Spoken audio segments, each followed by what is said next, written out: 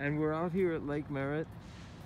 Normally, this time of day, any day, you'd see dozens of people out walking around the lake. Today, almost nobody's here. I can just about guarantee you that that is because people are staying indoors because of the horrible air that we're being forced to breathe. Out here by Lake Merritt, and you want to tell us your name? Anthony English. Anthony. Yes, sir. So we were out here talking, and like we were saying, there's almost nobody out here today. Yeah. Why is that? It's because of all that smoke in the air right now. That nobody else calls but the PG&E people, and they try to bring it back on somebody else, and now we can't breathe. Mm-hmm. You know, I bet they breathing good at home though. Right.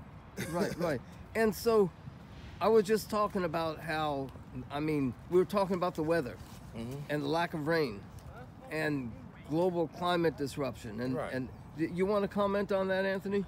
Well, I was saying that I know that the weather's changed, you know, since I've been a kid. Because right now, we'd be rainy.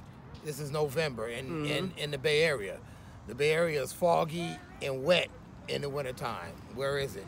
It's not even in the forecast. I can get my phone right now. It's not even in the forecast. So if global warming doesn't exist, then somebody tell me what's happening. Right. You know?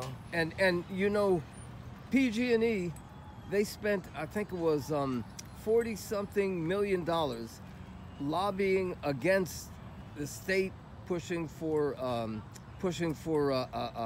like renewable energy, like solar power. Solar panels, yeah. Yeah, and now it seems that it was their power lines that caused this fire. Right. It's the immediate cause for it. Right. And how many people actually have telephones? We don't really need all those telephone poles like that. Nobody's at home really got telephones at home anymore. Well, this is the electric power lines. Right, electric. I mean, they can put them, they can bury them. Yeah, but they had the money for it, but they didn't want to spend the money for it. Well, because they needed a new car. Right. So somebody needed a new car and a new home, so they couldn't spend that on that, right? What are they gonna do, man? You know, help the people or help themselves with the money that they get from us. So, and now the state is saying they're gonna bail PG&E out. That we as the ratepayers and the taxpayers are gonna pay their costs for having caused this fire. I'm homeless right now because of the government. Are they gonna help bail me out?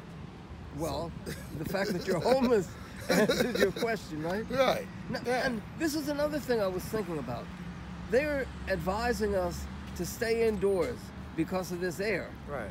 Now you say you're homeless. So I think they figured there's something like 9,000 homeless people in Oakland. Right. So how are they going to stay indoors? Exactly. We can't. They kick us out of the shelters. They put us out of there at a certain time, and we wander the streets. And then they don't let us back in until like 6 o'clock in the evening. So all day long, I'm exposed to it. I could feel it. I got really bad headaches. The other night, I woke up, couldn't barely breathe, coughing, and all I tasted was this smell in my chest. Right. You know, so I know it's bothering me. I did a lot of traveling and to the Virgin Islands, to Venezuela, I'm a chef. And I've been around a lot of people. And when I come back to the United States and I go, wow, a lot of those places they tell us outside of this country that are bad and third world and all of that, you don't see those people doing anything but smiling.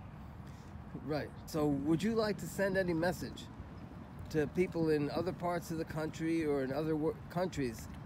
Yeah, I'll say, and I'm going to say this from my heart, stay where you're at, make where you're at better, because coming here, it's not the golden streets and the lovely land that you think it is.